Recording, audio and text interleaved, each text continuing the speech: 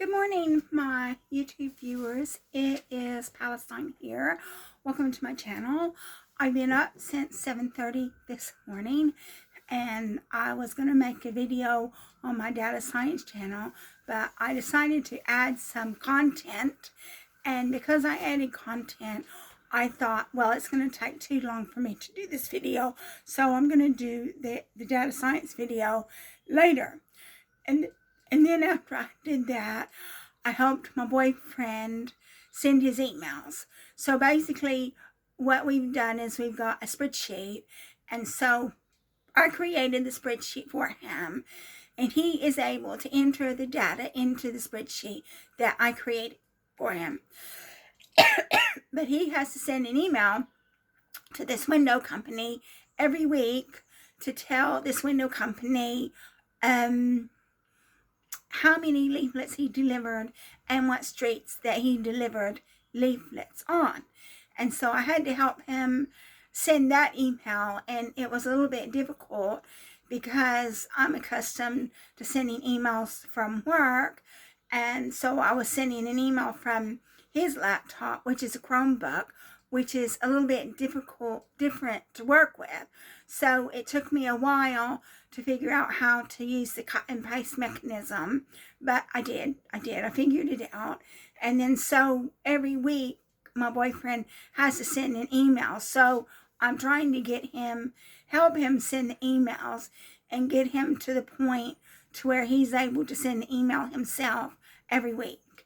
And then so basically, that's what I did. And then we had breakfast, and then I changed the sheets on the bed, and then I did my ablutions and got dressed. And now here I am. I'm getting ready to go to the Depression Expression coffee morning. But I told my boyfriend that I wanted to make a video before I left, so that's what I'm doing. And what I wanted to do is I wanted to let you know that I phoned my mother last night, and it's difficult for me to phone her because of all the things that she has done to me. It's mainly neglect. Vast majority of it was neglect, but it was some abuse too. So it's hard for me to phone her because of all the things that she did to me.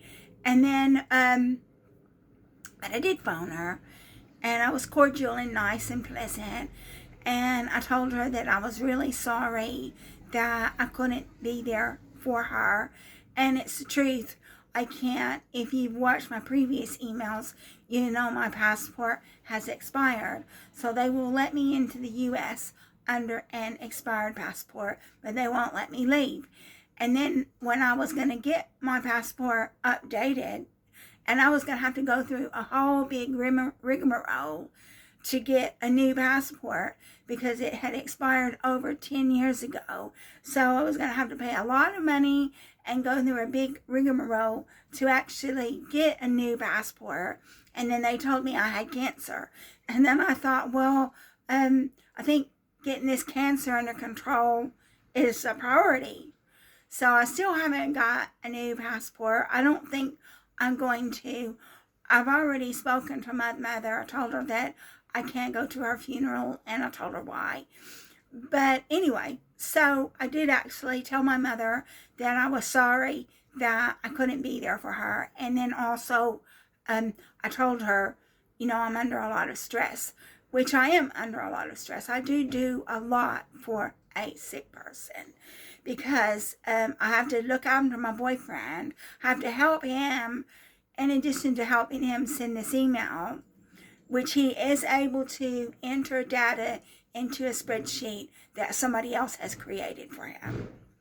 But in addition to sending that email and copy and pasting the data, I also have to do his income and expenses because he's on Universal Credit, and every month he has to send Universal Credit his income and expenses. So I do his income and expenses for him as well. And then so when I finished doing all that stuff for my boyfriend this morning, he's just like, well, what would I do without you? Because he can use, I taught him how to use a tablet. I'm the one that got him to use a laptop. I help him with all his laptop needs and stuff like that. But yeah, it would be a lot more difficult for him if I wasn't around helping him, which is another thing that when he went to the doctor, trying to tell the doctor that he's having problems with his memory and stuff, he told the doctor that he can do all this stuff, which he can't. But that's another issue. So anyway, I was speaking to my mother. I told her that I was sorry that I couldn't be there for her. And I told her that I'm under a lot of stress, you know. For a sick person, I have a lot of stress, and I do a lot. Because I have to take care of two people who, like, basically have special needs, you know. And then, in addition to my being sick myself, I have to help two people with special needs. And then, so I was talking to her. I said, and then so basically, she's supposed to be leaving this rehab facility, I think around the 27th, which will be the end of next week, I think. And I thought she was going to be getting nursing care or something like that, but I don't know if that's going to happen. And then I asked my mother, I said, are they going to continue giving you rehab when you leave the rehab facility? And she said, no, she's not going to get any more rehab when she leaves the rehab facility, because they've been working with her, trying to get her walking, trying to get her eating. And according to my sister, you can only be in a rehab facility for I think something like 3 weeks, unless you have a terminal illness. If you have a terminal illness, I think that you can be in rehab longer. But if you don't have a terminal illness, you can only be in rehab for, I think that's something like 3 weeks. So she's going to leave rehab and she's going to go home. And they live in a big house. My mom has a lot of nice things. She has a lot of very nice things. And she sacrificed her children to get all those nice things. Because, look at me. I mean, I know you can't see much. You've seen my bedroom and you've seen my kitchen when I've been making videos. But you can see it's even less than modest. As bare essentials, you know. I'm pretty much on close to the breadline. And then, but yeah, she wanted all these nice things, and she sacrificed her children to get all these nice things. But what are these nice things going to do for her now? Yeah, she's got a nice house. She's not going to be able to enjoy the nice house because she told me that she's going to be in a wheelchair. And so obviously they had to move 2 items out of her bedroom and then lower the bed because I guess she's going to be in a wheelchair. I don't know if this is a permanent thing or if it's a temporary thing, but she's not going to be getting any more rehab. So if she wants to walk, she's going to have to do it herself. She's going to have to get her walker and do it herself because apparently there's nobody from rehab who's going to be helping her walk again. And then I heard that she's going to get nursing care. I don't know what kind of nursing care that she's going to get. I don't know what that's all about. I don't know if they're going to help her bathe herself or anything like that. So my mom's in a really bad way because she has to be in a wheelchair now. And this brings me up, I was thinking about this, and this is what, a few years ago, my boyfriend and I went to a spiritualist church. And this is when the Way Ministry was operating out of All Nations Church. So we went to the spiritualist church when we finished All Nations Church. And then so basically, I went to the spiritualist church more than 20 years ago, but then I had to stop going because I had a job in London. And I think my boyfriend said that he had been to the spiritualist church as well. So we went to the spiritualist church, and not very many people are going to the spiritualist church anymore. But anyway, so someone gave a reading, and obviously I can't afford to give a reading, so I just have to get messages in the audience. And they just said that they could hear they were getting my mother. And I said, well, my mother's still alive. And they said, well, sometimes we can actually get people who are still alive. They can come through, especially if they're close to death. And then what the person said was, it would have been better for your mother to die than to continue living. And that's what he said, and I never will forget that.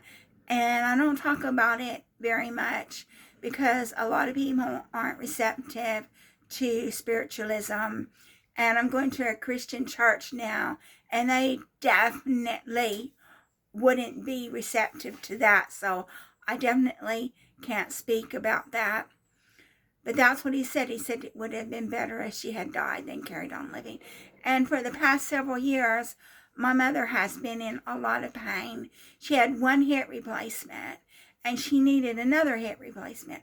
Well, they're not going to give her another hip replacement. I think she had one cataract operation, and she needs another cataract operation.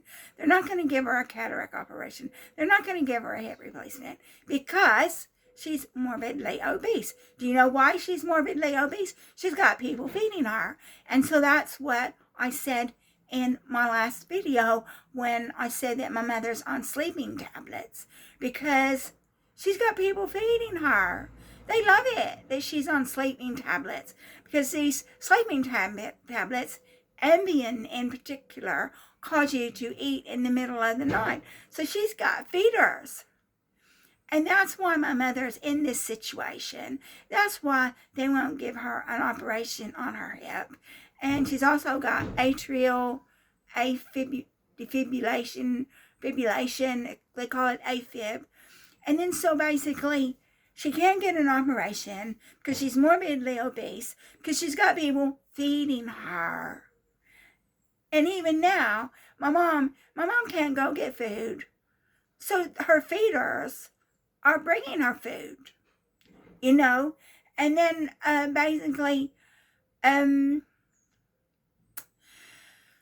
sort of lost my train of thought. But anyway, so she also has AFib. And then so she told me that she's got a pacemaker for this AFib. And then she said to me that the only reason why she got this pacemaker was because if she could lose weight, she wanted to get an operation on her hip. She's never going to lose weight. She's got people feeding her. She's got people bringing her food. She's never going to lose weight. She's just completely deluding herself, thinking to these people who love it that she's morbidly obese are going to stop giving her food. And so she got this pacemaker. So if she can lose weight, she's going to get another hip operation. And she tells me how much pain she's in, and she can't walk and stuff like that. And now she's in a wheelchair. And I don't know, is my mother going to be in a wheelchair the rest of her life? How long is this going to go on? So I do think it was right when we went to that spiritualist church and they were talking about my mother. They said it would have been better if she had died than carried on living. She's been in pain for years and years and years. Every time I phone her up, she says, oh, I'm in pain. I'm just laying here in bed in pain. What kind of life is that? She can't get a hip replacement. She can't get her cataract done because she's got people giving her food. So I don't know, how long is my mother going to be in a wheelchair? Is she going to be in a wheelchair the rest of her life? Or is she going to try to start walking again? Because she also told people that she doesn't want to walk because if she walks, she's afraid she'll fall again, and she doesn't want to fall again. So if she's in a wheelchair, she's not going to be able to do very much in a wheelchair. So I think that her quality of life is really going to go downhill. And that's why I wanted to make this video, to let you know that when my mother's leaving rehab next week, they're not going to continue the rehab after she leaves, because you only get rehab for something like 3 weeks unless it's terminal. And then she's going to be in a wheelchair. don't know how long she's going to be in a wheelchair for, because nobody's going to be working with her to try to get her walking again. So that means she's going to be in a wheelchair maybe for the rest of her life. And how long is this going to go on? And then who's going to take care of her when she's in a wheelchair? Because my stepdad is in his late 80s. My mom is 84, so my stepdad is like maybe 87. He's not going to be able to take care of her. I can't take care of her because I'm stuck here in the UK just trying to survive. You know, all my finances are in the UK. And let's say that I decided, oh, to hell with it, and went back to the States. My family wouldn't put me up. They wouldn't give me any money.